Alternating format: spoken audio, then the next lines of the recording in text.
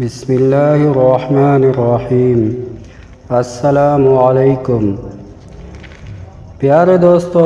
آج ہم بات کریں گے اللہ تعالیٰ کے ایک ایسے برگزیدہ پیغمبر کی جن کو سمندر میں ڈال دیا گیا اور جن کو ایک دیوہیکل مچھلی نے نگل لیا۔ آخر آپ سے ایسی کون سی سزا سرزد ہوئی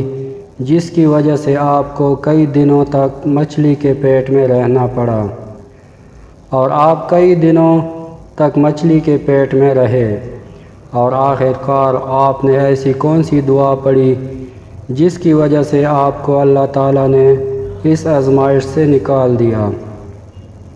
اور آپ کئی دنوں کے بعد اس مچھلی کے پیٹ سے باہر آئے۔ پیارے دوستو، آج کی اس منفرد ویڈیو میں ہم آپ کو حضرت یونس علیہ السلام کے عجیب و غریب واقعے کے متعلق بتائیں گے، اور اس دعا کے بارے میں بھی بتائیں گے جو حضرت یونس علیہ السلام نے اللہ تعالیٰ کے بارگاہ میں مانگی، اور جس کے بعد اللہ تعالیٰ نے حضرت یونس علیہ السلام کو اس آزمائش سے دور کر دیا۔ اور اس دعا کو جو بھی مصیبت زدہ پڑے گا تو اللہ تعالیٰ اپنے فضل و کرم سے اس کی تمام پریشانیاں دور فرما دیں گے۔ پیارے دوستو،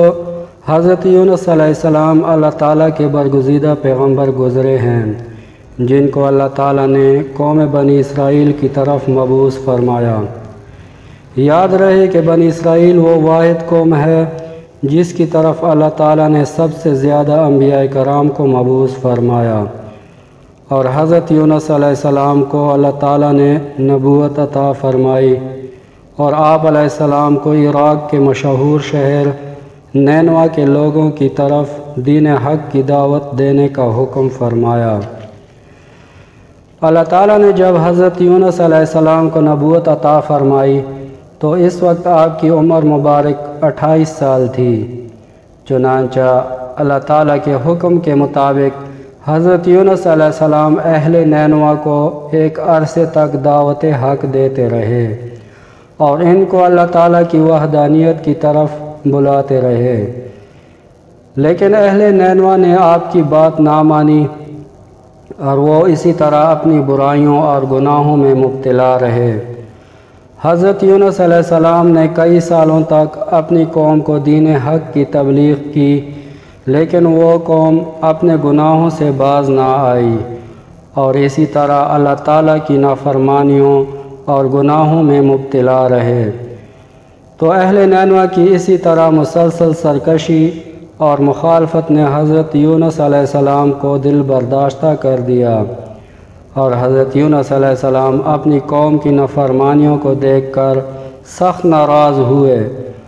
اور ان کے لیے اللہ تعالیٰ سے عذاب الہی کی بد دعا کر کے اس بستی سے روانہ ہو گئے۔ اور جب آپ اپنی قوم کو بد دعا دینے کے بعد اپنی بستی سے باہر نکلے تو چلتے چلتے دریائے فرات کے کنارے پر پہنچ گئے، اور وہاں آپ کو مسافروں سے بھری ایک کشتی نظر آئی جو جانے کے لیے تیار تھی۔ چنانچہ آپ علیہ السلام بھی اس کشتی میں سوار ہو گئے۔ کشتی ابھی کچھ دور ہی گئی تھی کہ اللہ تعالیٰ کی طرف سے خوفناک طوفانی ہوائیں چلنے لگیں، اور ان خوفناک طوفانی ہواؤں کے اندر کشتی ڈگمگانے لگی۔ تو ان طوفانی ہواؤں کے اندر کشتی کے ڈوبنے کا خطرہ اور بڑھ گیا۔ تو اس وقت تمام ملاحوں نے اپنے اپنے عقیدے کے مطابق کہا کہ معلوم ہوتا ہے کہ اپنے آقا کا کوئی بھاگا ہوا غلام اس کشتی میں سوار ہو گیا ہے۔ جب تک اس غلام کو کشتی سے باہر نہ نکال دیا جائے تب تک اس مصیبت سے نجات حاصل نہیں ہو سکتی۔ چنانچہ ملاحوں کی یہ بات سن کر حضرت یونس علیہ السلام نے دل ہی دل میں یہ خیال کیا کہ میں نے اللہ تعالیٰ کی وحی کا انتظار نہیں کیا، اپنی قوم کے لیے بد دعا کی اور وہاں سے چلا آیا، اور شاید اللہ تعالیٰ کو میرا یہ عمل پسند نہ ہو، اور اس وجہ سے یہ آثار نمودار ہوئے ہیں۔ چنانچہ یہ منظر دیکھ کر حضرت یونس علیہ السلام نے ان ملاحوں سے کہا کہ میں ہی کہ میں ہی وہ بھاگا ہوا غلام ہوں جو اپنے آقا سے بھاگ کر اس کشتی میں سوار ہوا ہے۔ مجھے کشتی سے نیچے پھینک دو تاکہ یہ طوفان رک جائے۔ مگر کشتی میں سوار تمام مسافر اور ملاح آپ کے بارے میں خوب جانتے تھے اور آپ کو ایک نیک انسان سمجھتے تھے، اور وہ تمام لوگ آپ کی شرافت سے خوب واقف تھے۔ اس کے بعد یہ طے پایا کہ قرعہ اندازی کی جائے گی، جس کا نام قرعہ اندازی میں آئے گا اس کو کشتی سے نیچے پھینک دیا جائے گا۔ چنانچہ قرعہ اندازی کی گئی اور پہلی ہی دفعہ حضرت یونس علیہ السلام کا نام قرعہ اندازی میں آ گیا،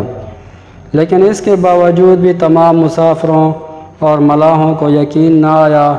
پھر اس کے بعد دوسری اور تیسری بار پھر قرعہ اندازی میں آپ کا نام نکل آیا۔ آخر کار مسافر اور ملاح اس بات پر مجبور ہو گئے کہ وہ حضرت یونس علیہ السلام کو کشتی سے نکال دیں۔ ابھی وہ یہ سوچ ہی رہے تھے کہ خود حضرت یونس علیہ السلام نے کشتی سے چھلانگ لگا دی، تو اس وقت اللہ نے ایک بہت بڑی مچھلی کو حکم دیا، اور اس مچھلی نے آپ علیہ السلام کو زندہ ہی نگل لیا، اور اللہ کے حکم سے اس مچھلی نے آپ علیہ السلام کو صحیح سلامت اپنے پیٹ میں محفوظ رکھا۔ جب حضرت یونس علیہ السلام اپنی قوم سے ناراض ہو کر اس بستی سے چلے گئے تو آپ علیہ السلام نے اپنی قوم کو عذاب الہی کی پیشگوئی بھی کی تھی، لیکن ان لوگوں کو آپ علیہ السلام کی کسی بات پر کوئی یقین نہ آیا۔ وہ لوگ کہتے تھے کہ حضرت یونس علیہ السلام تو کہتے تھے کہ اللہ کا عذاب آئے گا، لیکن ابھی تک تو کوئی عذاب نہیں آیا، نہ جانے وہ عذاب کب آئے گا۔ لیکن کچھ ہی دنوں کے بعد اللہ کے عذاب کے اثرات نمودار ہونا شروع ہو گئے، تو اس طرح عذاب الہی کو دیکھ کر وہ لوگ پریشان ہو گئے اور ایک دوسرے سے کہنے لگے کہ حضرت یونس علیہ السلام کی بات غلط نہ تھی اور آپ علیہ السلام اللہ کے سچے پیغمبر ہیں۔ چنانچہ ان لوگوں نے اللہ کے عذاب کے اثرات کو دیکھ کر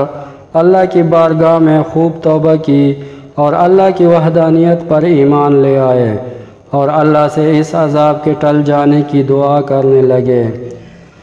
تو اس وقت اللہ نے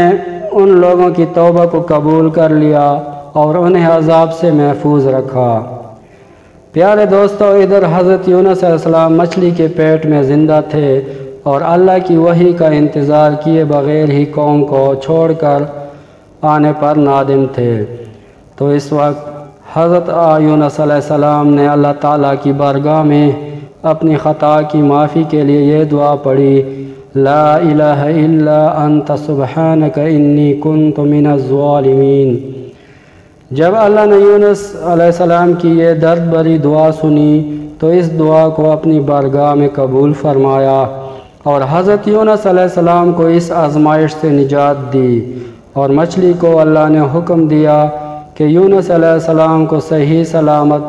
دریا کے کنارے پر ڈال دے۔ تو اس وقت اس مچھلی نے اللہ کے حکم کی تعمیل کر کے آپ علیہ السلام کو صحیح سلامت دریا کے کنارے پر ڈال دیا،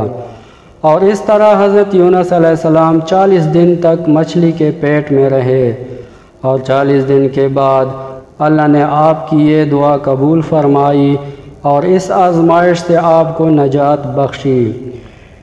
جب آپ مچھلی کے پیٹ سے باہر آئے تو آپ کی حالت بہت کمزور تھی اور آپ زمین پر گر گئے، تو اس وقت اللہ نے آپ کے قریب ہی ایک بیل اگائی اور آپ اس کے سائے میں آرام کرنے لگے، جس سے آپ کی طبیعت کچھ بہتر ہوئی۔ تو آپ علیہ السلام نے اس درخت کے سائے میں ایک جھونپڑی بنائی اور اس جھونپڑی میں رہنے لگے۔ چنانچہ کچھ عرصے کے بعد وہ بیل سوکھ گئی، اور یہ ماجرا دیکھ کر حضرت یونس علیہ السلام بہت پریشان ہوئے اور دکھی ہوئے، کیونکہ حضرت یونس علیہ السلام اس بیل سے بہت محبت کرنے لگے تھے۔ تو اس وقت اللہ نے حضرت یونس علیہ السلام کی طرف ایک وحی بھیجی کہ تمہیں اس بیل کے سوکھنے کا بہت غم ہوا، جو کہ ایک معمولی اور حقیر چیز ہے۔